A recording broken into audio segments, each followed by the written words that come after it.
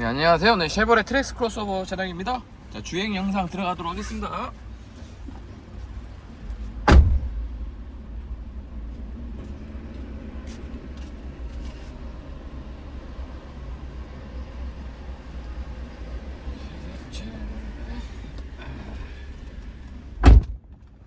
네, 안녕하세요. 쉐보레 트랙스 크로스오버 차량이고요. 자, 오늘은 제가 광주에서 광주에서 천안, 천안 갔다가 다시 천안 갔다가 전주 들렸다가 다시 광주 옵니다. 광주, 천안, 전주, 광주 이렇게 장거리 운행을 할 것 같아요. 그래서 총 500km 뛸까? 예, 총 500km 넘게 운행을 할 것 같고요. 오늘 2026년 6월 19일 금요일이고, 축구가 월드컵, 대한민국 월드컵이 10시부터 합니다. 현재 시간은 9시가 됐고요. 대한민국 대 멕시코 이겼으면 좋겠습니다.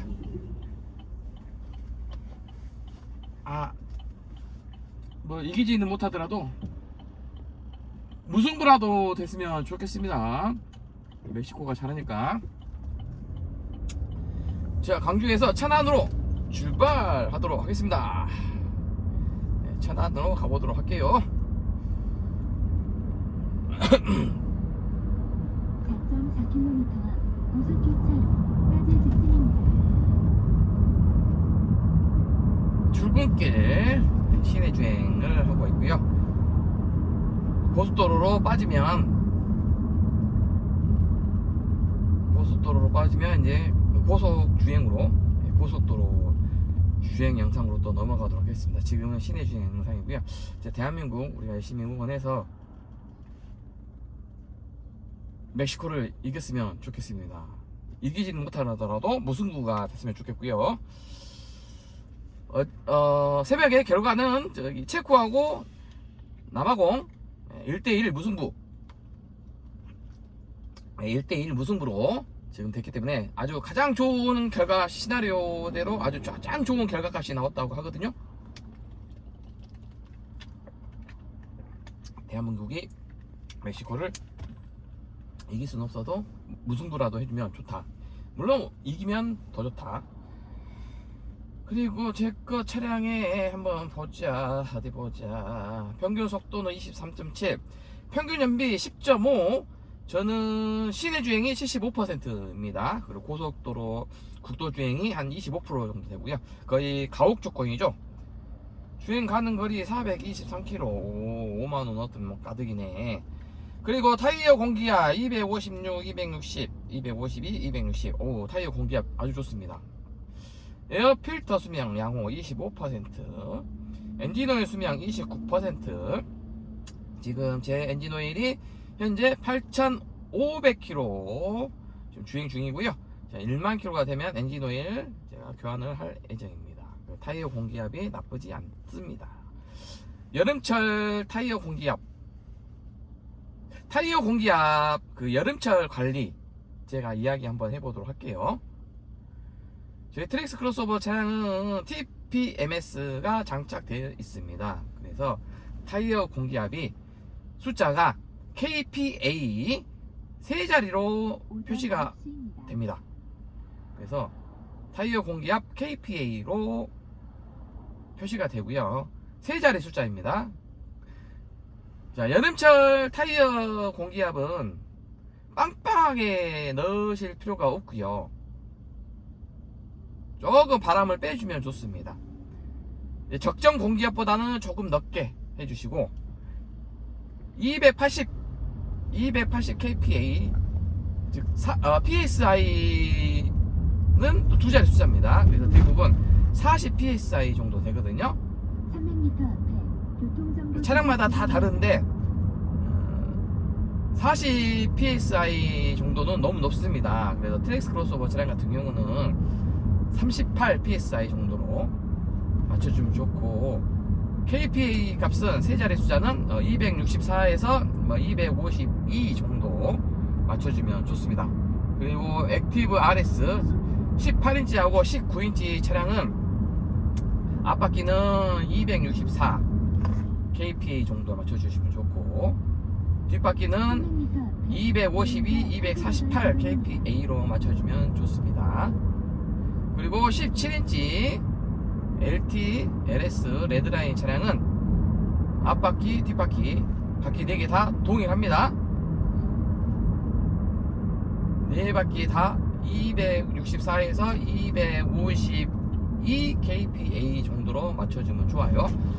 그리고 쉐보레 트랙스 크로스오버 차량 같은 경우는, 쉐보레 차량 같은 경우는 세 자리 숫자 kPa로 표시해 주기 때문에 숫자 바퀴 4개를 맞추는 것이 좀 이렇게 어렵습니다. 그래서 너무 신경 쓰지 마시고요. 오차 범위가 있습니다. 조금씩. 그래서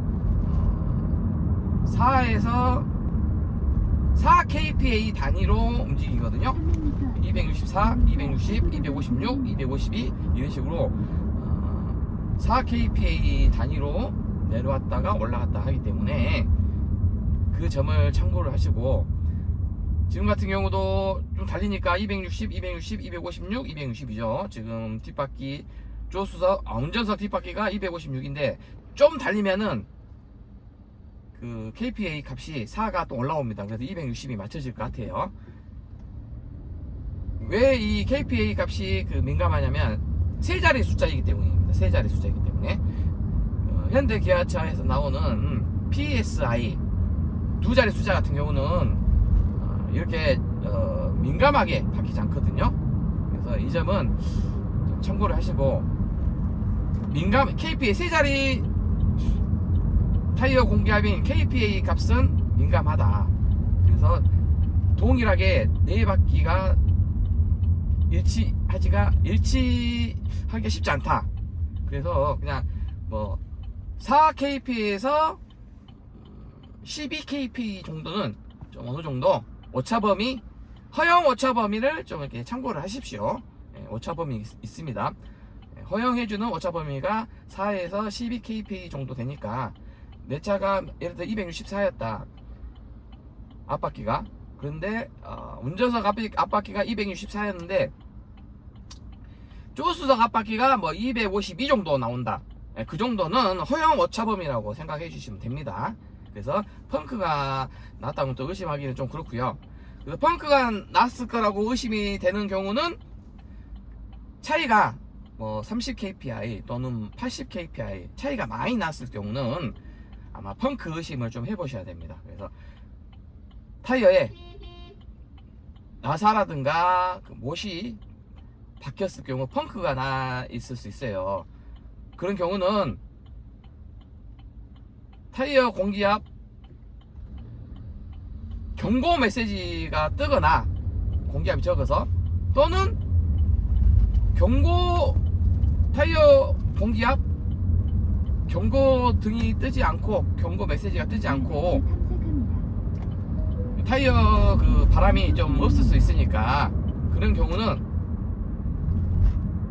펑크를 의심을 하시고 보험회사, 우리 차주분의 보험회사에 전화해서 긴급 출동을 부르셔서 해주면 좋습니다. 펑크 수리를 하시고 지렁이를 박으면 펑크 수리를 해주면 참 좋을 것 같습니다. 그리고 쉐보레 트랙스 크로스오버 차량이 쉐보레 긴급 출동을 부르셔도 됩니다. 두 가지 방식으로 하셔도 돼요. 긴급 출동을 부르셔도 되고, 내 보험에 긴급 출동을 부르셔도 되고, 쉐보레 긴급 출동을 부르셔도 됩니다. 둘 중에 하나 편한 걸로 부르셔서 펑크 지렁이를 박아서 펑크 수리를 하면 좋을 것 같습니다. 그 타이어 공기압은, 여름철 타이어 공기압은 적정 공기압보다 조금 많이 넣어주시고, 280 kPa 또는 40 psi 인 경우는 공기압을 빼주십시오. 비엔날레관 공기압을 빼주십시오. 광주시립미술관 방면 오른쪽 도로입니다. 공기압을 빼주셔야 됩니다. 4차로를 이용하세요. 300m 어우야, 그래도 양보를 해주시네. 아, 비상등 스위치 너무 좋다. 핸들. 네, 핸들. 자, 핸들에 제가 비상등 스위치를 장착을 했는데 아주 편하고 좋습니다. 근데 화면상에는 안 보이겠네. 제가 여기서 위에서 잘렸으니까 아쉽군요. 위로 잘렸으니까 안 보이겠다. 그래서 타이어 공기압 쪽, 여름철 타이어 공기압 제가 이야기를 했습니다. 여름철 타이어 공기압은 조금 낮게 가져가셔도 됩니다. 왜냐면은 기온이 높기 때문에, 타이어가 아스팔트하고 이렇게 회전을 하면서 타이어가 이렇게 움직이다 보면 여름이기 때문에 뜨겁잖아요. 그래서 그 더운 열기가 타이어 공기압 안으로 온도 상승이 됩니다. 온도 상승이 되면 기온이 높아지고 온도가 상승하게 되면 공기가 뜨거워지겠죠. 공기가 뜨거워지면 공기압이 빵빵하게 높아지겠죠. 그래서 여름철 타이어 공기압은 조금 덜 넣으셔도 됩니다. 적정 공기압보다 조금만 더 넣어주시면 되고요. 겨울철에는 빵빵하게 넣으셔야 됩니다. 280, 284 이렇게 빵빵하게 넣어주셔야 되고, 여름철은 264 kPa 아래로 넣어주시면 되고요. 500m 서광주 IC에서 38 psi 아래로 넣어주시면 가장 좋습니다. 그리고 이제 덥기 때문에 제가 에어컨을 틀도록 하겠습니다. 제가 에어컨을 틀지 않고 가보려고 했더니 이제 덥기 시작했습니다. 아침 9시가 되니, 300m 서광주 IC 아까는 괜찮은데 아침 9시가 되니 덥네요. 와, 이건 에어컨을 안 틀고 왔으면 이거 죽음인데. 자, 에어컨을 틀고 가자. 에어컨을 틀자. 네, 에어컨을 틀었습니다. 도저히 안 되겠습니다. 도로 진입하세요. 왼쪽 차로로 주행하십시오. 아우, 에어컨 컴프레셔 딱딱 소리 날 거고요. 에어컨을 틀면 에어컨 가스가 이게 돌아가면서 에어컨 가스 누출이 아닌 에어컨 가스가 원활하게 돌아가는 소리가 들립니다. 쉬 하고 에어 빠지는 소리 같은 거와 함께 에어컨 가스가 돌아가는 그 소리가 나오거든요. 에어컨 틀면 정상적입니다. 이것도 또 질문해 주신 분이 계시더라고요. 에어컨을 작동했을 때 에어컨 가스가 새는 것 같은 소리가 들립니다. 그러면 에어컨 가스가 새는 게 아니고 에어컨 가스 냉매가 돌아가는 소리입니다. 그래서 에어컨이 시원하게 해주는 그런 소리예요. 그래서 이게 에어컨 가스 센 걸로 생각하시면 안 됩니다. 에어컨 가스가 새어서 이렇게 나온다 라고 착각하시면 안 돼요. 에어컨 가스는 냉매와 함께 열심히 순환하면서 돌면서 시원하게 지금 에어컨 바람을 에어컨 컴프레셔가 돌면서 지금 에어컨을 틀어주고 있고요. 현재 저는 에어컨을 틀었고 모드는 내기 모드로 지금 했습니다. 외기 모드는 안 합니다. 여름에는 에어컨을 작동했을 때 내기 모드, 즉 외부에서 바람이 들어오지 않게끔 해야지만이 좀 더 빨리 시원해지고요. 에어컨 시원해지는 게 더 빨리 시원해지기 때문에 연비에도 좀 더 좋습니다. 내기 모드로 하시기 바랍니다. 그리고 한 2시간 정도 장거리 운행을 하시면은 자, 내기 모드는 이제 버리시고 이제 외기 모드로 하시면 되고요. 저는 에어컨 가동 시 내기 모드로 작동하고, 그리고 에어컨 온도는 저는 오토로 하지 않고요. 저는 풀 오토 에어컨인데 오토로 사용하지 않고 그냥 로우 제일 낮은 값으로 로우가 16도, 에어컨 온도는 16도 로우로 저는 에어컨 온도를 놓고 송풍 방향은 얼굴 방향으로 저는 했습니다. 얼굴 방향으로 하고 여기 제 손 있는데 핸들 쪽으로 에어컨 바람이 나올 수 있게끔 제가 지금 작동을 했고요. 오 시원하다. 아이고 시원하다. 자 에어컨을 제가 지금 작동을 했고요. 시원합니다. 에어컨을 가동을 하고 지금 고속도로 진입했습니다.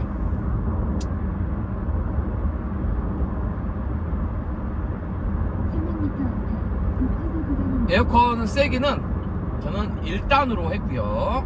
에어컨 세기는 1단으로 작동했고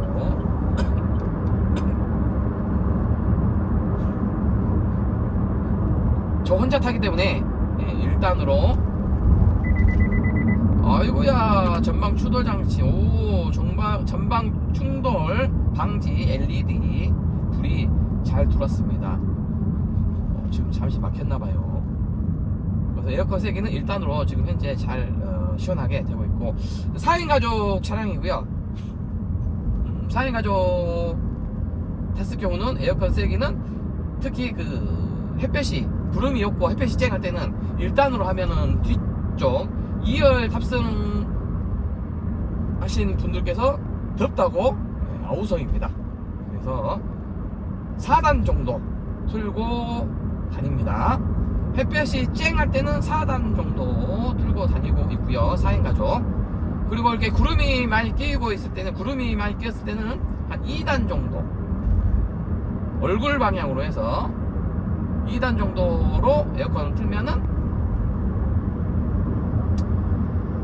2열 탑승하신 분들도 시원하다고 말씀을 해 주십니다. 참고하시고요.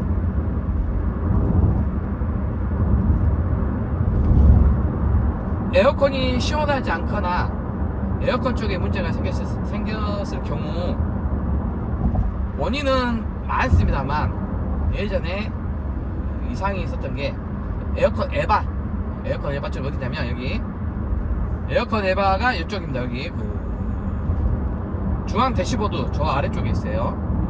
여기 그 에어컨 에바가. 그래서 여기 중앙 대시보드를 다 뜯어가지고 에바를 수리하신 분들이 몇 분 계셨습니다. 요즘에는 안 나타나고요. 2025년도에 좀 많이 나타났어요. 초에 2025년 초 2024년 후반 정도에 많이 나타났고요. 그래서 참고를 좀 하시고요. 에어컨 쪽이 안 되면 에바 쪽일 수도 있고 에어컨 가스가 냉매가 이게 세가지고 냉매가 없어서 에어컨이 시원하지 않을 수도 있고요. 원인은 많이 있습니다. 뭐 에어컨 컴프레셔가 고장이 나서 또 에어컨이 안 시원할 수도 있고요. 그래서 에어컨 이상이 있을 경우는 3년에 6만 킬로입니다. 무상보증 기간은 3년에 6만 킬로니까 에어컨 시원하지 않으면 무상보증 수리를 받으시고요. 무상보증 수리가 끝나셨으면 3년에 6만 킬로가 끝났으면 이제 사비를 주고 개인 비용으로 에어컨 고치시기 바랍니다. 에어컨 없으면 여름에는 죽음이다. 그리고 에어컨 가스 냉매는 7년에서 10년 정도 되면은 에어컨 가스 냉매가 좀 이렇게 다 새어 나가서 좀 안 시원할 수가 있어요. 그래서 7년에서 10년 정도 타시다가 에어컨이 시원하지 않으면 에어컨 컴프레셔 또는 에어컨 냉매 에어컨 가스를 보충을 하시면 좋을 것 같습니다. 그래서 여름철 에어컨 이야기를 지금 하고 있고요. 그리고 에어컨 필터, 여름철에 에어컨 틀었을 때 아까 제가 틀었을 때 에어컨 씩 소리 나면서 에어컨 가스가 새는 것 같은 소리가 들렸어요.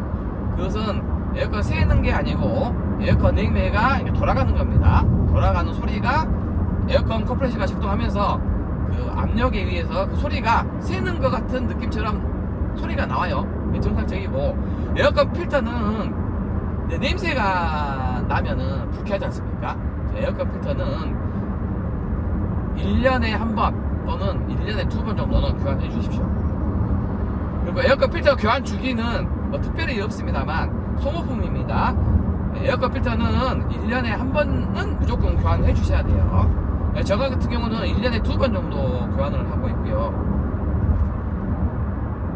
1년에 한 2번 정도 제가 교환하는데, 초창기에는 1년에 제가 4번 교환했습니다. 근데 지금은 필터를 조금 좋은 거 써서 1년에 2번 교환하고 있고요. 필터를 좋은 거 쓰신 분들은 1년에 한 번, 그러니까 트레스 크로스오버 차량의 에어컨 필터 순정 또는 고급형 순정을 사용하신 분들은 1년에 한 번 에어컨 필터를 교환해주면 좋고요. 근데 싸제로 에어컨 필터가 두껍지 않고 얇은 거를 사용하신 분들은 1년에 2번에서 3번 또는 4번 교환해주면 가장 좋습니다. 그리고 싸제로 에어컨 필터를 두꺼운 거 사용하고 뭐 만필터라든가 비싼 거 좋은 거 사용하신 분들은 1년에 한 번 정도 교환해 주시면 좋을 것 같아요. 에어컨 필터는 매캐하거나 냄새 나거나 그러면은 바로 교체를 해 주셔야 됩니다. 왜냐면 기관지 우리 건강에 영향을 미치기 때문에 내 몸의 건강과 기관지와 함께 가족의 기관지와 함께 건강을 위해서 에어컨 필터는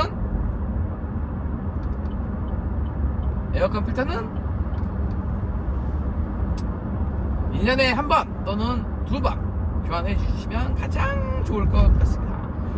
자, 에어컨이 아니고 어댑티브 크루즈를 활성화를 한번 시켜 볼게요.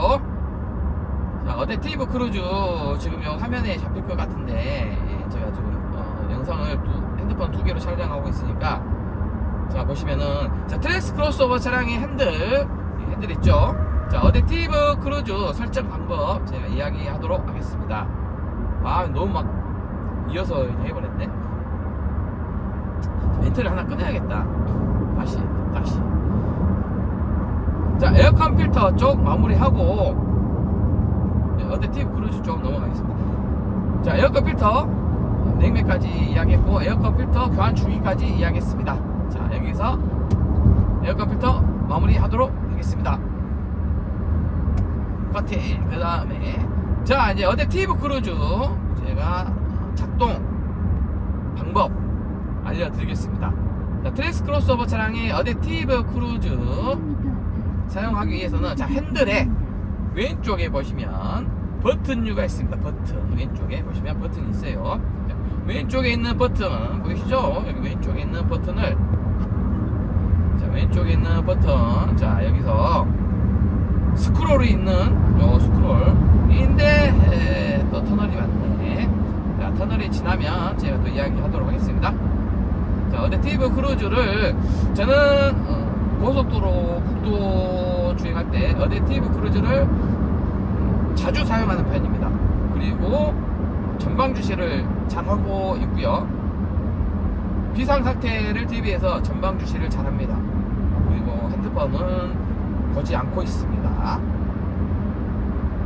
그래서 어댑티브 크루즈 사용 방법 제가 설명드리고 어댑티브 크루즈를 켜서 천안까지 가보겠습니다. 그리고 중간에 전주 이서 휴게소에서 제가 쉬도록 하겠습니다. 한번 쉬었다가 한번 영상 끊고 다시 전주에서 천안 가는 걸로 넘어가도록 하겠습니다.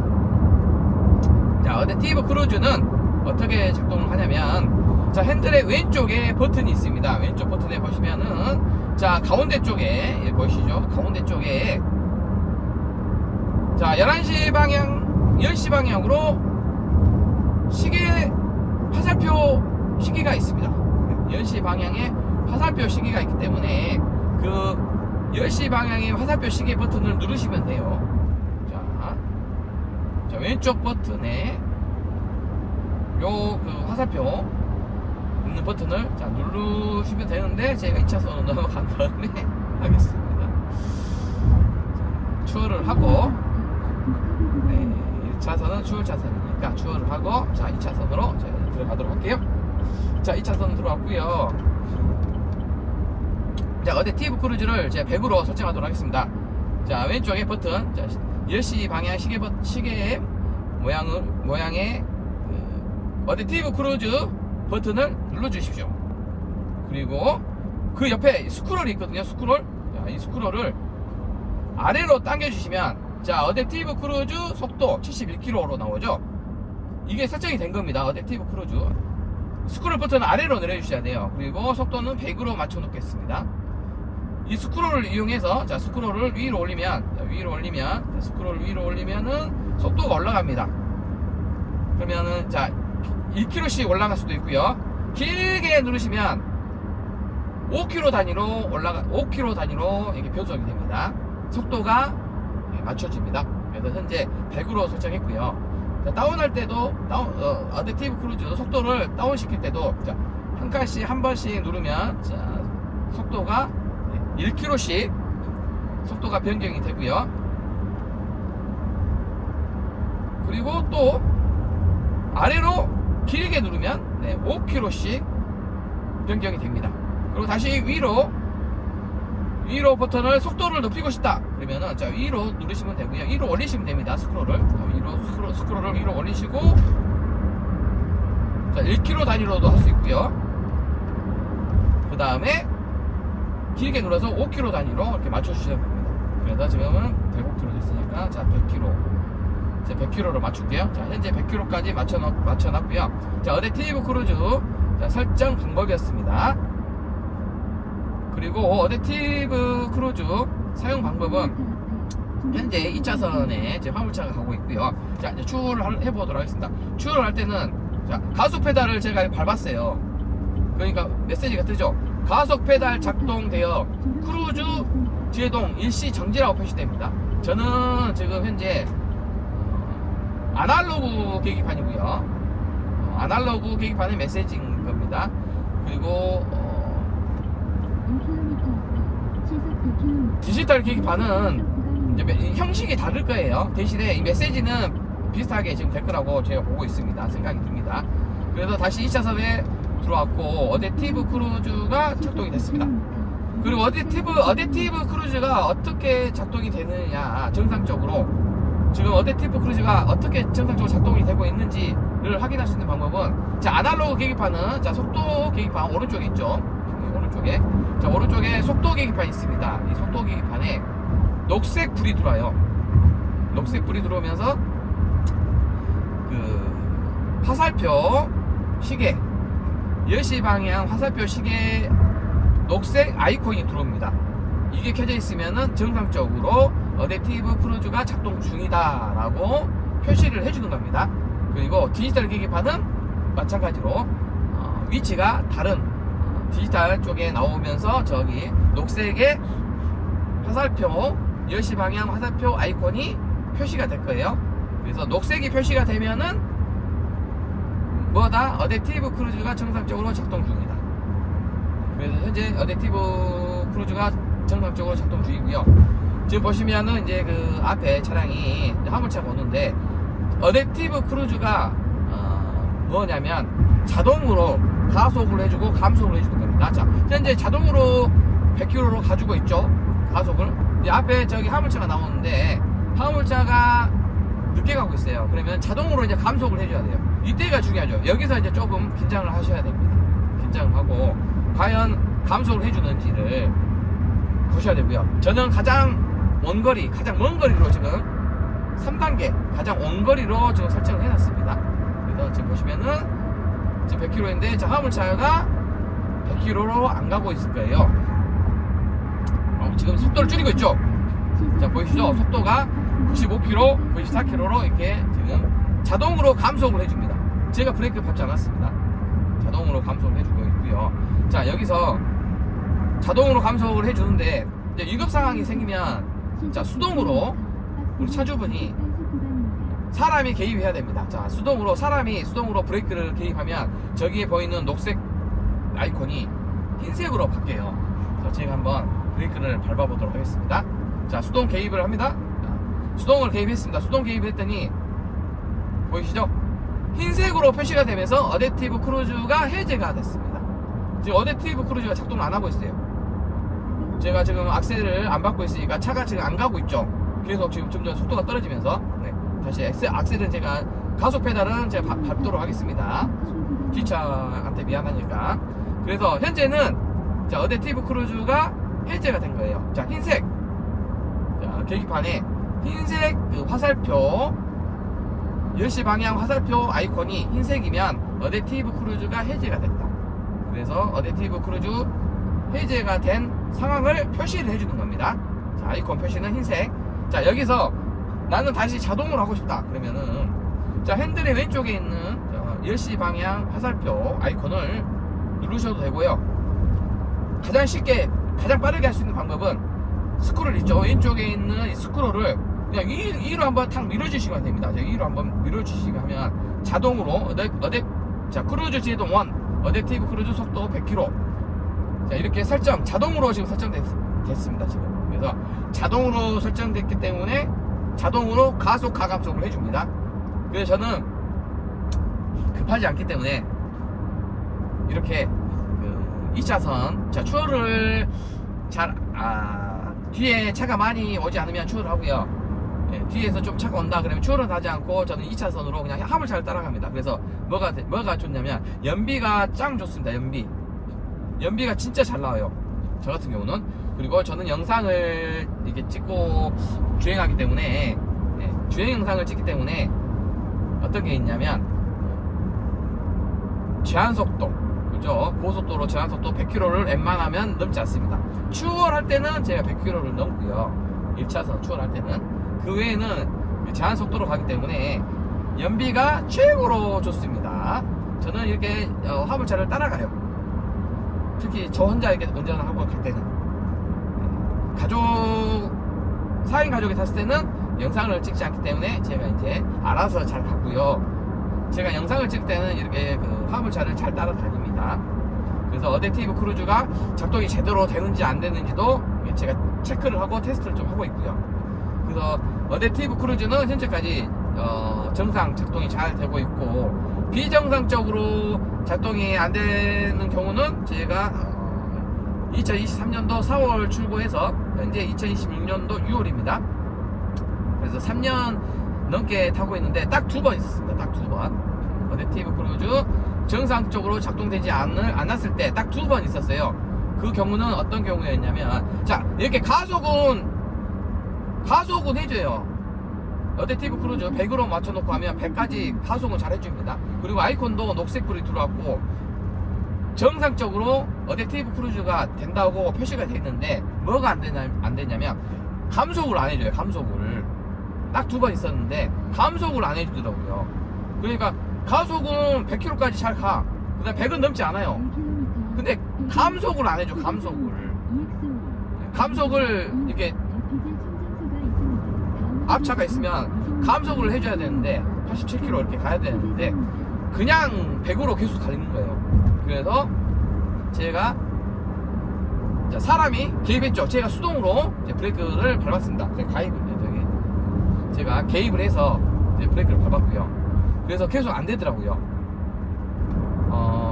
한 번 안 되니까 어댑티브 크루즈를 해제하고 계속 했는데도 1시간 동안 계속 안 됐습니다.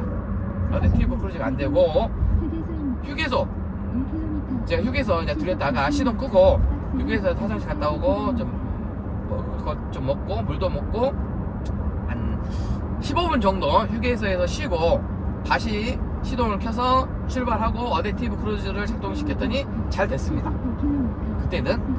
그때 한 번 또 그랬고요.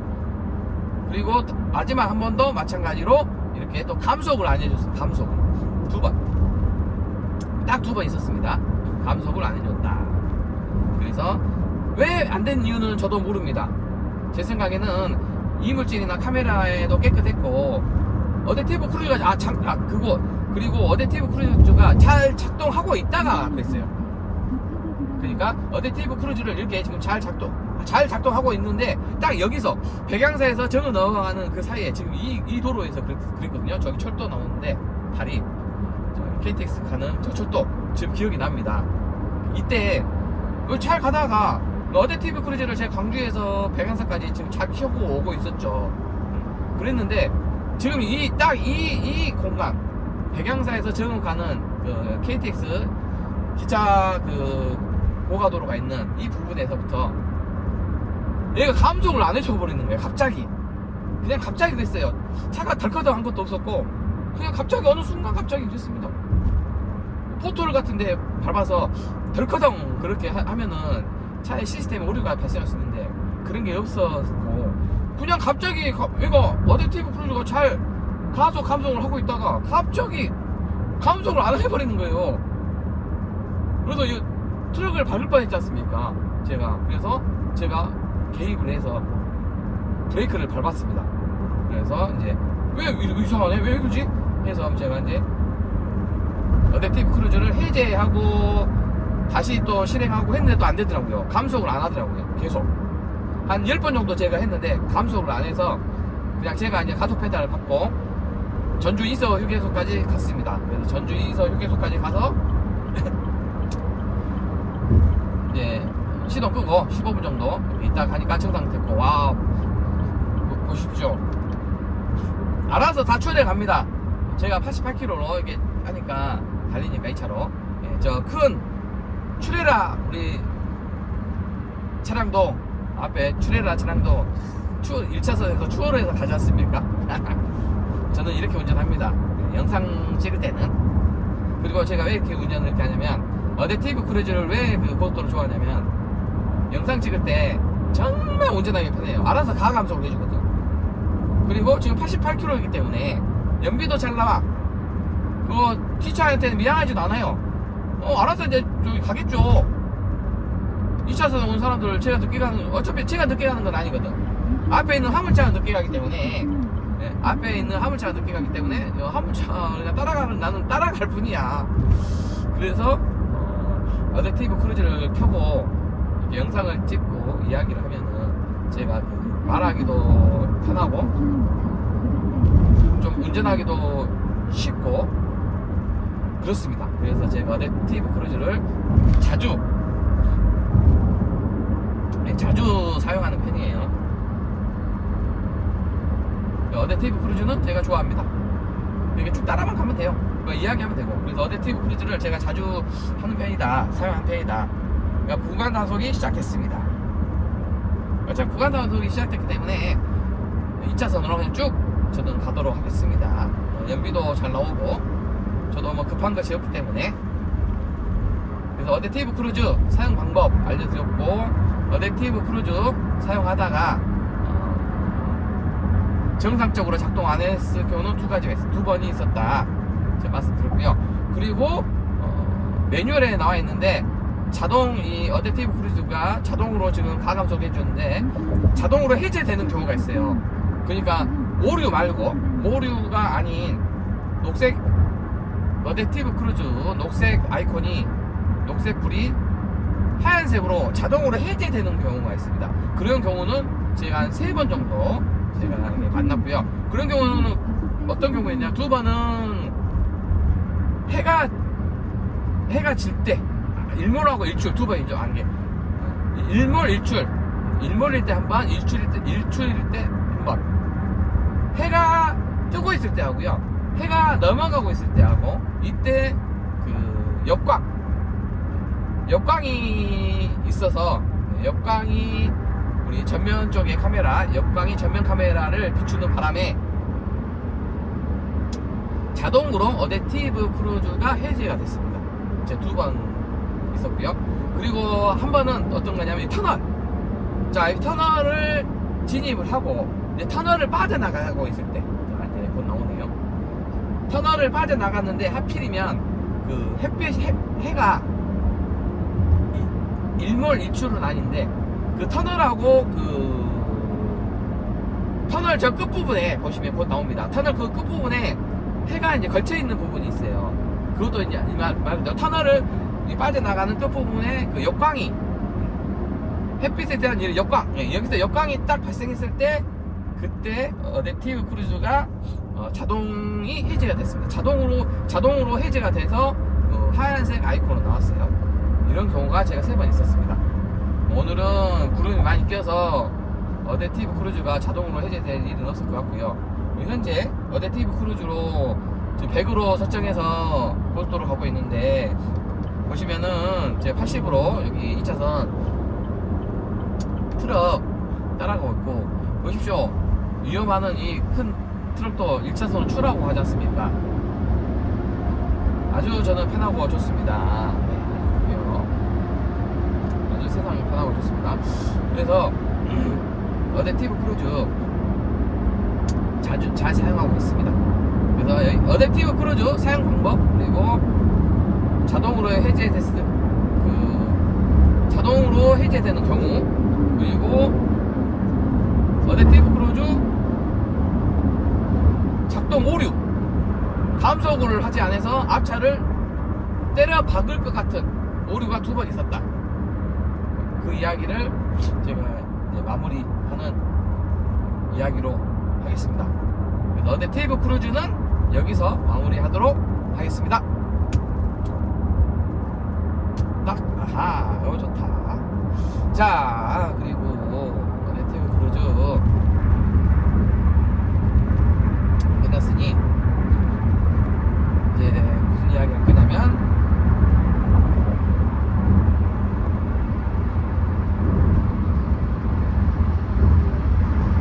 갑자기 또 생각 안 나네. 내가 이야기를 뭘 하려고 했었는데, 엔진 쪽인가, 무엇을 먼저 할까. 엔진 마운트. 자, 제가 엔진 진동하고 엔진 소음 쪽 이야기를 좀 하도록 하겠습니다. 쉐보레 트렉스 크로스오버 엔진 진동, 엔진 소음 이야기 좀 할게요. 그래서 엔진 진동은 지금 현재 주행할 때는 엔진 진동 이런 건 없습니다. 엔진 소음도 거의 안 들리고요. 주행할 때 제가 이야기한 건 아니고요. 주정차, D드라이브 주정차일 때, 그리고 B단이나 주행을 안 하고 있을 때, 그때 엔진 진동, 엔진 소음을 이야기할 거고요. 엔진 진동 이야기하기 전에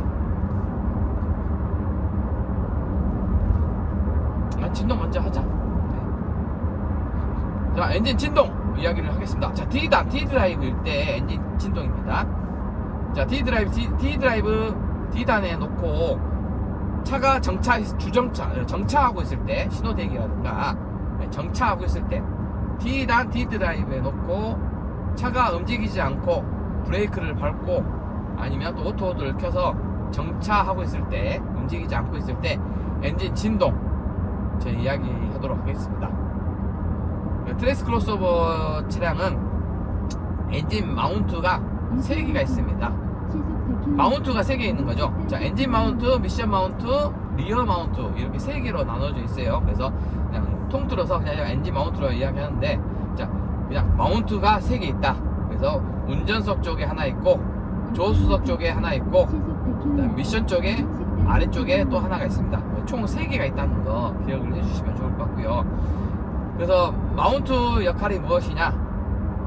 엔진 마운트, 미션 마운트, 리어 마운트. 이 마운트 역할이 뭐냐면, D단 차가 정차했을 때 진동, 엔진이 움직이면, 자, 엔진에서 진동이 발생이 됩니다. 네, 엔진 진동이 저희 트레스 크로스오버 차량은 3기통이기 때문에 3기통 1.2 터보 차량입니다. 그래서 엔진 진동이 좀 심한 편이에요. 그래서 그 엔진 진동 심한 것을 잡아야 되기 때문에 어떻게 했냐, 마운트를 좋은 거 썼어요. 그래서 3기통의 그 엔진 진동을, 자, 알루미늄 마운트를 사용해 가지고 진동을 아주 획기적으로 잘 잡았습니다. 그래서 엔진 진동이 생각보다 3기통 1.2 터보 차량의 엔진 진동이 아닌 것처럼 설계됐어요. 그래서 엔진 마운트가 중요하더라. 그리고 미션 마운트가 제일 중요하더라. 그래서 마운트가 중요하더라. 그래서 마운트를 알루미늄 마운트를 사용했다. 자, 이제 마운트를 세 가지가 있다겠죠. 그래서 그 세 가지를 제가 이야기해 드릴 텐데, 가장 중요한 게 운전석 미션 마운트입니다. 가장 그 엔진 진동을 획기적으로 잡아주고 차주분이 느낄 수 있는 그 마운트 엔진 진동 부품은, 자, 운전석 미션 마운트. 자, 미션 마운트인데, 자, 헷갈리시니까 운전석 마운트. 그래서 자, 미션 마운트가 중요한 거죠. 자, 미션 마운트는 운전석입니다. 운전석에 있는, 자, 운전석 미션 마운트가 중요하다. 그래서 운전석 미션 마운트 그 하나만이라도, 예를 들어서 새 걸로 교환하게 되면 엔진 진동이 엄청 많이 잘 잡힌다. 그래서 자, 일단은 명칭 먼저 제가 이야기를 먼저 하고 진동에 대해서, 마운트에 대해서 이야기하겠습니다. 자, 트랙스 크로스오버 차량의 마운트는 총 3개가 있고요. 자, 운전석 미션 마운트, 그리고 조수석 엔진 마운트, 그리고 미션 아래쪽에 리어 마운트. 헷갈리죠? 그래서 정리하면은 미션 마운트, 엔진 마운트, 리어 마운트, 이렇게 3개로 용어가 압축됩니다. 그렇게만 일단 알고 계십시오. 미션 마운트, 엔진 마운트, 리어 마운트, 이렇게 3개.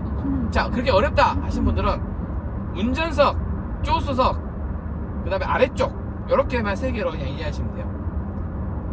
가장 쉬운 것은 운전석, 조수석, 아래쪽 이거고요.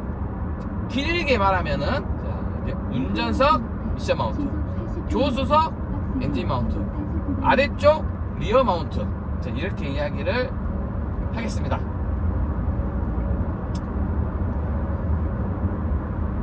그래서 마운트가 3개가 있는데, 이제 제가 이제 얘기하고 싶은 건 뭐냐면, 자, 엔진 진동을 마운트들이 잡아줘요. 그러면 그 마운트가 알루미늄 마운트이냐, 또 그 주철로 된 마운트냐에 따라서도 그 진동 흡수하는 게 다릅니다. 그러니까 알루미늄이 좋죠. 알루미늄 합금. 그래, 알루미늄에 들어간 게 좋아요. 알루미늄 마운트가. 그래서 자, 미션 마운트, 그 마운트가 알루미늄으로 지금 돼 있어요. 트랙스 크로스오버 차량은. 그래서 트랙스 크로스오버 차량의 마운트가 알루미늄이기 때문에 그 고무가 있습니다. 고무. 그 마운트 안에 고무가 들어가 있는데, 그 고무 안에는 또 뭐가 들어가 있냐면 오일이 들어가 있어요. 오일류가 들어가 있습니다. 그 오일이, 자, 댐퍼가 들어가 있는데, 댐퍼 안에 오일이 들어가 있는데, 그 마운트 고무 안에 오일이 무엇을 해주냐, 진동을 완전 획기적으로 잡아준답니다. 그러니까 진동을 분산시켜 준대요. 그 오일이, 그 물같이 생긴 그 액체류가 있는 오일이 있는데, 그 오일이 고무 안에 들어가 있어요. 그래서 그 엔진에서 진동이 막 발생하면 엔진이 막 떨 거 아니에요. 그때 그 고무 안에 들어가 있는 액체류가, 오일이 움직이면서 오일도 움직일 거 아니에요. 그때 그 액체류가, 오일 액체류가 진동을 흡수를 많이 해준답니다. 분산시키면서 흡수도 해준대요. 진동을 분산시켜주면서 그 진동을 흡수를 해준대요. 그 액체류가, 오일. 그래서 진동을 많이 잡아준다고 합니다. 엔진 진동을 잡아준대요. 그게 이제 좀 원리다고 그래요. 그래서 제가 이제 이야기하고 싶은 게 뭐냐면, 오일 그 고무가 찢어지면, 자, 마운트 고무가 찢어지면 오일이 셀 거 아니에요. 그 오일류가 세면은 이제 진동을 흡수를 못 해주니까 진동이 심해진다는 거죠. 그래서 자, 고무가 찢어질 확률은 복불복입니다. 저는 언제 찢어졌냐면 2년 6개월 새 차를 받고 2년 6개월 뒤에 찢어졌어요. 운전석 미션 마운트 고무가 찢어져서 오일이 새가지고 이미 오일류 액추류가 다 새가지고 엔진 진동이 좀 심했었습니다. 그래서 제가 무상 보증 수리를 3년에 6만 킬로인데 이제 보증 수리를 받았어요. 그게 이제 취지였죠. 진동이 심하더라. 그래서 그 엔진 미션 마운트 엔진 마운트 그 교환 주기는 특별히 없습니다. 근데 평균적으로 8만에서 10만 킬로 사이에 교환해주면 좋습니다. 그리고 고무가 안 터졌으면 계속 그냥 10만 킬로 넘어도 돼요. 근데 대부분 진동이 이제 많이 올라올 겁니다. 그러면은 대부분 고무가 찢어져서 액체류가 다 터져가지고 고무가 터져서 액체류가 이렇게 흘러나오면 이제 진동을 못 잡으니까 이제 진동이 심할 거예요. 그래서 그 마운트도 소모품이다. 제가 이제 이야기를 해드리고 싶은 게 저는 이제 3년에 6만 킬로 보증기간 끝났습니다. 그래서 마운트는 소모품이고요. 소모품인데 교환 주기는 8만에서 10만 킬로 정도 된다. 대부분 연수로는 뭐 4년에서 5년 사이 정도 되고요. 그렇게만 좀 알고 계시면 좋을 것 같고, 그래서 이제 마운트 쪽 제가 그 무상 보증 쪽 이야기를 제가 하려고 그래요. 그래서 엔진 진동 이야기하면서 그래서 마운트 무상 보증 기간은 3년에 6만 킬로입니다. 3년에 6만 킬로. 그러면 3년에 6만 킬로 안에 내 차가 D드라이버 넣고 정차하고 있을 때 차가 움직이지 않고 있을 때 진동이 예전보다 조금 심한 것은 정상이고요. 정상적인 수준이고, 진동이 예전보다 더 많이 올라오는 경우가 있어요. 진동이 갑자기 심해졌지? 이런 게 느껴질 때가 있습니다. 이때 한번 체크를 하시라는 거죠. 마운트 어디? 운전석 미션 마운트를 1순위로 체크를 하시라는 겁니다. 1순위는 운전석 미션 마운트를 체크를 해라. 점검을 해라. 그래서 고무가 찢어졌는지 액체류가 흘러나왔는지를 점검을 받으시라는 점검. 3년에 6만 킬로 보증 기간 안에 있으면 서비스 센터 가셔가지고 점검을 받으십시오. 그러면은 자 정비사분이 그래서 점검을 해주실 거예요. 제가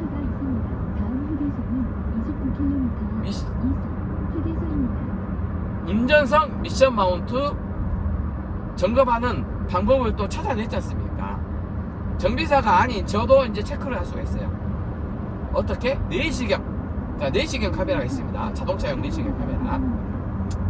그래서 자동차 내시경 카메라로 자 배터리를 분리하지 않고도 이렇게 운전석 미션 마운트 고무 상태 액체류가 이게 터져가지고 새어 나왔는지를 내시경으로 확인할 수가 있어요. 점검을 할 수가 있습니다. 그래서 점검을 한번 받으세요. 그리고 고무가 터지지 않고 고무가 많이 경화돼 있더라도 고무가 경화되더라도 그 엔진 진동이 좀 심합니다. 그러면 3년에 6만 킬로에 고무가 찢어지지 않고 경화만 됐다. 그래서 그 무상 보증 수리를 받는 경우는 힘듭니다. 왜냐면 그게 경화가 됐는지 육안으로 잘 부품을 다 분해해야 되기 때문에 그거는 어렵고요. 대부분 그 진동은 정상 수준의 정상으로 판정을 받을 것 같고요. 어떤 게 또 이게 불량을 판정받느냐면 저처럼 고무가 찢어졌거나 액체류가 샌 흔적이 나와야 돼요. 그리고 엔진 진동이 좀 심해야 되고, 그래서 저 같은 경우는 그 부품을 이제 교환을 했죠. 그래서 봤더니 역시나 고무가 찢어져 있고 액체류가 흘러나와서 그 알루미늄에 액체류가 새어나온 그 자국이 있습니다. 네, 자국이 있었습니다. 그래서 제 차량은 엔진 진동이 심했어요. 그래서 무상 보증 수리를 받으라는 것이고요. 자, 일반인들은 저처럼 내시경 카메라를 구입해서 본인이 직접 이렇게 눈으로 확인하는 것은 어렵지 않습니까? 그래서 서비스 센터 가셔가지고 점검을 받으시라는 거예요. 무상 보증 3년에 6만 킬로 무상 보증 기간 안에는 받으시라는 거예요. 점검을. 조건은 딱 한 조건이 있습니다. 뭐 엔진 진동이 심한 경우, 내 차가 엔진 진동이 심하다고 느꼈을 경우를 말하는 거예요. 근데 엔진 진동이 그냥 나는 조금 심해진 것 같다. 그래서 가는 것은 좀 그것은 아닌 거의 정상 수준이라고 볼 것 같습니다. 당연히 시간이 지나면 차량은 1년이 되고 2년이 되고 3년이 되면은 노후화되고 고무는 경화가 됩니다. 자, 와이퍼도 고무죠. 고무는 경화가 되기 마련이죠. 와이퍼를 3년 동안 교환하지 않고 사용하면 드드득 뿌드득 소리 나고 아주 그 고무가 경화가 돼서 아주 그냥 잘 닦이지도 않고, 그렇죠? 고무는 경화가 됩니다. 시간이 지나면. 당연히 마운트에 있는 미션 마운트, 운전사의 미션 마운트에 있는 그 고무도 경화가 되겠죠. 1년이 되고 2년이 되고 3년이 되면 경화가 조금씩 되기 때문에 신동이 당연히 조금씩 더 올라옵니다. 맨 처음에 구입했을 때 신차일 때보다 미션 진동은 조금씩 상승해요. 그러니까 그런 거는 정상적인 수준인 거고, 저처럼 엔진 진동이 심하게 느껴지는 경우가 있어요. 그때 얼른 빨리 캐치를 해서 3년에 6만 킬로일 때는 점검을 받으시는 거죠. 서비스 센터 가셔가지고. 그리고 3년에 6만 킬로 보증 기간이 끝나면은 굳이 점검 받을 필요 없습니다. 왜냐면은 자, 보증 기간이 끝나면 개인이 비용을 주고 이제 고치셔야 되고 그냥 타셔야 되기 때문에 비용이 좀 비싸요. 그렇기 때문에 보증 기간이 끝나면 그냥 진동 좀 있는 채로 타고 다니십시오. 타고 다니시다가 뭐 4년에서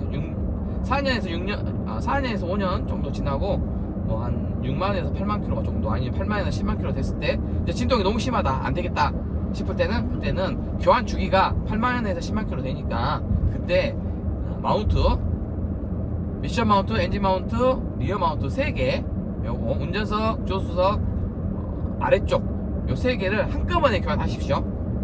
한꺼번에 교환해야지 비용이 적게 듭니다. 그리고 나는 그런 거 비용이 아깝다 하신 분들은 폐차될 때까지 그냥 진동으로 그냥 나는 그냥 이 진동으로 계속 그냥 다니란다 하신 분들은 미션 마운트, 뭐 엔진 마운트 교환 안 하셔도 됩니다. 그냥 진동 있는 채로 폐차될 때까지 아니면 중고차 팔 때까지 타고 다니시면 되고요. 마운트 교환 주기는 뭐 8만에서 10만 킬로 정도 됩니다. 뭐 소모품입니다. 교환을 해줘야 되는 거예요. 알고 계시면 좋을 것 같고. 그래서 제가 이렇게 길게 이야기한 이유가, 제가 이번에 저기 운전석 미션 마운트 제 내시경으로 확인을 했어요. 근데 너무 이게 확인이 안 될 줄 알았거든요. 그래서 그 썰을 좀 풀려고 제가 지금 좀 이렇게 길게 이야기했습니다. 그리고 조수석 엔진 마운트, 조수석 엔진 마운트는 육안으로도 확인하기 쉽고요. 근데 내시경 카메라로 확인하기가 좀 쉬워요. 그래서 쉽게 그 조수석 엔진 마운트는 쉽게 제가 고무 상태를 확인했고요. 그리고 오일류, 액체류가 새고 있는지, 그 알루미늄에 새 넣은 흔적이 있는지를 제가 체크를 했습니다. 쉬웠습니다. 조수석은 쉬웠고요. 근데 운전석이 문제였어요. 운전석 미션 마운트. 운전석 미션 마운트가 배터리 아래쪽에 있어요. 배터리 아래쪽에 있어가지고 좀 뭐랄까, 이걸 내시경으로 과연 볼 수 있을까? 그런 생각이 들었거든요. 아, 배터리를 분해야지 보일 것 같은데? 그런 생각이 들었습니다. 근데 제가 제네시스 뭐야 저거, 제네시스 저거 아니, 제네시스 이쁘네. 자, 제가 투어를 한번 하고요. 저 제네시스 한번 따라가 보도록 하겠습니다. 자, 이쁘다. 작아. 투어를 할 때는 제가 속도를 좀 높이겠습니다. 아이고야, 제네시스는 빨리 가보네.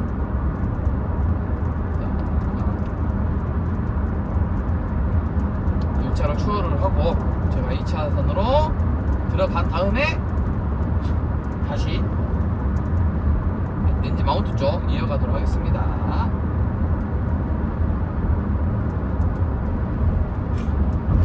그래서 미션 마운트 제가 이야기를 하다가 잠깐 끊었네. 미션 마운트, 오, 생각보다 자, 2차선으로 복귀했으니까 저 요즘에 비상등 허버 많이 누릅니다. 비상등 스위치를 핸들에 달아서, 비상등 스위치가 핸들에 있어요, 아래쪽에. 그래서 너무 편해요. 누르기도 편하고 웬만하면 비상등 켜버립니다. 한 시간에 한 20번 정도 누른 것 같아요. 아, 그래서 자, 미션 마운트 마무리도 해야 되니까. 자, 미션 마운트 운전석 미션 마운트를 제가 했는데 확인을 내시경 카메라로 확인을 했습니다. 되더라고요. U자형으로 D자형으로 만들어서 아래에서 이렇게 딱 보니까 이게 보여요. 점검이 되는 거예요. 제가 그 예전에는 점검하기 힘들다, 내시경으로도 이게 힘들 수 있다, 정비사분들 같은 경우는 이걸 배터리를 다 분해해서 이걸 내시경으로 확인하고 막 그래야 된다고 제가 어설프게 이론적으로만 제가 이야기했거든요. 그런데 제가 역시 그래서 이 이론과 실전은 다르더라. 이론과 실전은 다르더라. 그래서 실전으로 해봤더니 제가 이렇게 디귿자형, U자형 있죠. 디귿자형으로 만들어가지고 아래에서 위로 보게끔 철사 자바라죠. 철사 자바라로 제가 철사로 이렇게 꼬아가지고 만들었어요. 그래서 이게 휘어지게끔 내시경 카메라가 케이블이지 않습니까? 케이블 우리 충전 케이블 같은. 그래서 얘가 고정을 이렇게 디귿자나 이렇게 안 돼요. 이렇게 그렇죠. 동그라미를 만든다거나 디귿자형으로 U자형으로 만들 수가 없지 않습니까? 그래서 철사로 자바라를 만들어서 제가 이렇게 딱 머리를 썼죠. 삼시세끼 유해진 우리 배우님께서 그 철사로 자바라를 만든 그게 생각이 나서 저도 따라했죠. 그래서 딱 만들어가지고 U자형을 만들어가지고 아래에서 위로 보게끔 내시경 카메라를 봤습니다. 그런데 보이는 거예요. 대박 아닙니까? 어디서? 운전석 미션 마운트 그게 고무가 보이는 거예요. 예, 고무가 보이고 그 다음에 그 고무에서 약간 그 새어나오는 그 부분도 이게 보이는 거예요. 그러면서 우와 대박이다. 나 같은 일개 개인도 내시경으로 이걸 점검을 할 수 있다. 그게 핵심이었죠. 그래서 제가 그거 영상을 남겼습니다. 그 방법까지 알려줬고 제가 찾아냈죠. 그래서 제가 얼마나 뿌듯했던지. 그래서 제가 이번에 모임을 합니다. 2026년 6월 27일 토요일 대전 벚꽃 쉼터 벚꽃 헌터에서 제가 다이 모임 겸 친목 모임을 해요. 그때 이렇게 오프 모임을 할 때 제가 연식이 좀 되고 보증 기간이 남아있는 차량들, 보증 기간이 끝나도 상관없죠. 그 마운트, 운전석 미션 마운트, 그 다음에 조수석 엔진 마운트, 요 두 개 제가 내시경으로 체크해드리면서 직접 한번 그 내시경 화면을 보시라고 이제 그러니까 해드리려고요. 그렇게 도움을 드리려고 생각합니다. 그래서 점검을 해서 일단 진동 N단 T단 놓고 그 다음에 마운트 상태 점검 제가 해드릴 예정입니다. 그리고 제가 여기서 잠깐 빼먹었는데 엔진 진동이 있는지 없는지를 어떻게 체크하냐면은 자, D드라이브 T단에 놓고 정차시 자 N단으로 놓고 T단으로 놓고 왔다 갔다 이렇게 기아 변속을 해주시면 됩니다. N단 T단을 한 3번 정도 번갈아 N단으로 놓을 때는 놓으면은 진동이 사라질 것이고요. 많이 T단으로 놓으면은 진동이 많이 올라올 거예요. 이 그 강도가 예전보다 더 심해졌냐 안 심해졌냐를 판단을 하셔야 됩니다. 차주분들께서. 저는 이제는 많은 5대 정도 차량을 해봤기 때문에 저는 어느 정도 이제 감이 있고 알아요. 제 차 아니더라도 다른 차 우리 회원님들 차 N단 T단을 한 5대 정도를 제가 해봤는데 감이 있어요. 그래서 T단 왔을 때 조금 요거는 진동이 심하다. 이 정도는 정상적인 진동이다 라는 게 있습니다. 제 기준으로. 그래서 그 N단과 T단을 좀 해보시면 알아요. N단 T단을 해보시고 T단으로 N단은 조용하고 T단은 이제 N단은 진동이 적고 T단은 진동이 이제 좀 강하게 나타날 텐데 그 강도가 세냐 안 세냐에 따라서 이 진동 그 서비스 센터 가셔가지고 미션 마운트, 엔진 마운트 고무 점검을 좀 받아보시면 좋을 것 같습니다. 그 기준은 솔직히 말해서 어렵죠. 지진계 제가 지진계를 써서 해봤지만은 지진계도 그것도 다 핸드폰마다 다르고 이게 아이폰 안드로이드마다 또 지진계 그 진동 수치도 다 다르더라고요. 그것도 믿을 만한 건 아니고 가장 좋은 것은 차주분이 느끼셔야 되고 아니면 정비사분들이 느끼시는 그 진동이 좀 강하냐 심하냐 적정 수준이냐 이걸 판단하기가 좀 어렵게 됩니다. 그래서 서비스 센터 가서 한번 점검을 한번 받아보십시오. 3년에 6만 킬로 같은 경우는 저 같은 경우는 3년에 6만 킬로 안에 한번 받아서 미션 마운트를 교환했더니 미션 마운트가 진짜 고무가 찢어져서 액추얼리가 샜더라고요. 저 같은 경우는 뽑기는 잘못한 거죠. 미션 마운트 뽑기는 다행히 이제 보조 소리를 받아서 다행인 거고 대신에 엔진하고 미션 쪽이 좋으니까 저는 지금 엔진하고 미션이 엄청 좋아요. 상태가 뽑기 잘한 거고요. 그리고 미션이 제가 미션 오일을 2번 갈아왔기 때문에 지금 미션 상태가 진짜 좋아요. 최고로 좋습니다. 미션 상태. 미션 뭐 없어요. 미션 충격이 없습니다. 갑자기 이상한 데 됐네. 그래서 마운트 쪽 제가 운전석 미션 마운트, 조수석 엔진 마운트 오픈 모임 오시면 제가 점검 한번 해드리겠습니다. 점검을 해드리는 도움을 드리겠습니다. 내시경 카메라로 제가 도움을 드리도록 할게요. 이게 핵심이었죠. 오늘의 마지막 멘트는 오픈 모임 오시면은 제가 점검해드리겠다. 마운트 내시경으로 해드리겠다. 충분히 보이더라니까요. 저도 놀랐습니다. 일단 일반이 성공해. 그러니까 저는 뭐냐면 이렇게 꾹카 제가 2개 운영하고 있는데 저처럼 이렇게 쉐보레 트랙스 크로스오버 차량을 이렇게까지 잘 해준 차량이 어디 있습니까? 그죠? 솔직히 말하면 그죠? 아니 일반 전기사분들이 해주지 않는 그 내시경까지 제가 사가지고 청정기도 샀지 않습니까? 엔진 소음 이야기. 그래서 엔진 소음 이야기로 넘어갈게요. 이제 그 엔진 진동 하면서 제가 내시경까지 사가지고 내시경까지 사가지고 제가 이렇게 했지 않습니까?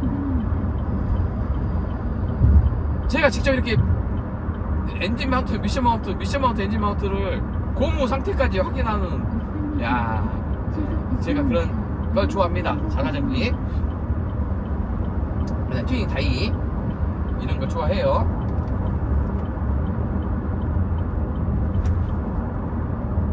그래서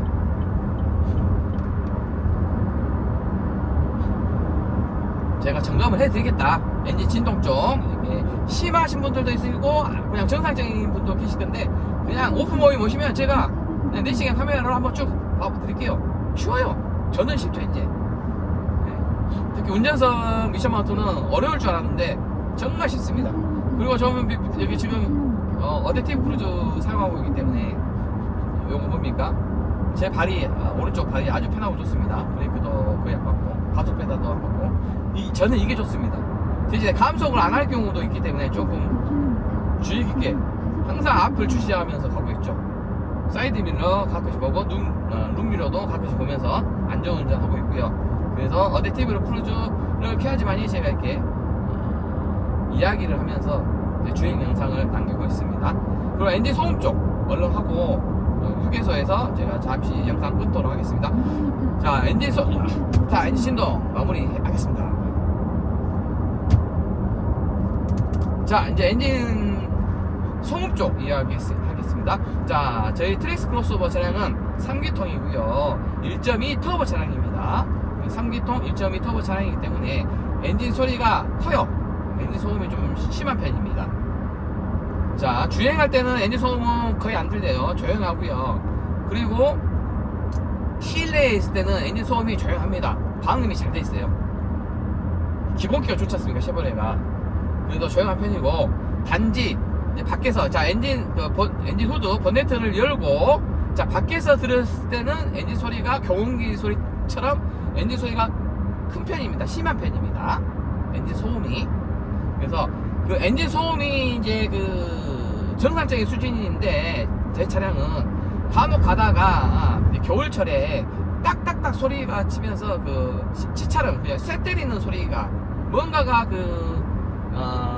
엔진 안에서 피스톤일 수도 있고 실린더일 수도 있고 아니면 크랭크 축일 수도 있고 원인은 모릅니다만 원인은 몰라요. 엔진 안쪽에서 뭔가가 딱딱딱 엄청 세게 쇠 치는 소리가 난다. 그런 분들이 계셨어요. 그런 소음을 제가 알기 위해서 청진기를 또 구입했죠. 그 청진기를 구입해서 자, 아시죠? 청진기 자동차용 청진기가 있습니다. 알리에서 3,500원 밖에 안 해요. 3,000원인가? 그 청진기를 구입해서 제가 직접 엔진 소리를 들어봤더니 진짜 재밌었습니다. 진짜 재밌고 와 소리가 진짜 잘 들려요. 그 엔진 달달달달달달 딱딱딱딱딱 이런 소리가 나오는데 그 청진기 안 끼고 청진기를 여기에 귀에 꽂지 않고 그냥 들으면 달달달달 소리가 들리거든요. 근데 청진기를 꽂고 자세히 듣지 않습니까? 그러면 딱딱딱딱딱 소리가 들려요. 오 진짜 잘 들려요. 그러면서 깜짝 놀랐습니다. 그래서 그 딱딱딱 소리가 내 차량 내 국카 엔진에서만 나는지 그걸 제가 한번 이번에 체크하기 위해서 또 체크 한번 할 겁니다. 그래서 트랙스 크로스오버 전체 지금 현재 나오는 트랙스 크로스오버 차량은 딱딱딱 소리가 다 날 거라고 생각해요. 그 딱딱딱 소리가 청진기로만 들리는 딱딱딱 소리가 있어요. 그냥 일반적으로 딱딱딱 소리는 안 들릴 거고 1km 청진기로 들리는 그 딱딱딱 소리가 전체적으로 다 난다면 와 그것은 이제 원래 그렇게 엔진을 만들어놨으니까 딱딱딱 소리가 그 정상인 거예요. 정상 엔진인 거죠. 예, 그걸 제가 이번에 하고 마무리하도록 하겠습니다. 그래서 엔진 소음 이제 휴게소로 가고요. 엔진 소음 쪽은 제가 청진기로 측정했다. 원인은 못 잡았다. 어디가 원인인지는 모른다. 저도 모른다. 그래서 내시경으로 또 엔진을 보려고 했더니 볼 수가 없었다. 여기까지 마무리하도록 하겠습니다. 엔진 소음 끝. 그리고 자, 휴게소 들리도록 하겠습니다. 자, 엔진 소음은 자, 저도 모른다. 국카도 모른다. 아무도 모른다. 네, 전주 2서 휴게소 도착했습니다. 자, 엔진 소음 쪽이고요. 자, 엔진 진동, 엔진 소음 쪽 네, 마무리하도록 하겠습니다. 차차차 이석에서 휴게소를 도착을 했습니다. 이서 휴게소. 오 좋다 여기 자리. 넓게. 자 한번 그거 한번 볼까요? 아 이거 오 저는 전방 카메라가 있습니다. 안 보이겠구나. 오 바를 것 같다. 전방 카메라 좋은데 이거 좀 봐야겠구나. 전방 카메라. 이따 찍을 때 전방 카메라 볼까? 자 마무리하도록 하겠습니다. 감사합니다. 시동은 자 끄진 않을 거고요. 제가 영상 먼저 끄도록 하겠습니다. 네, 감사합니다. 오케이. 자, 후열 제가 하도록 하겠습니다. 후열.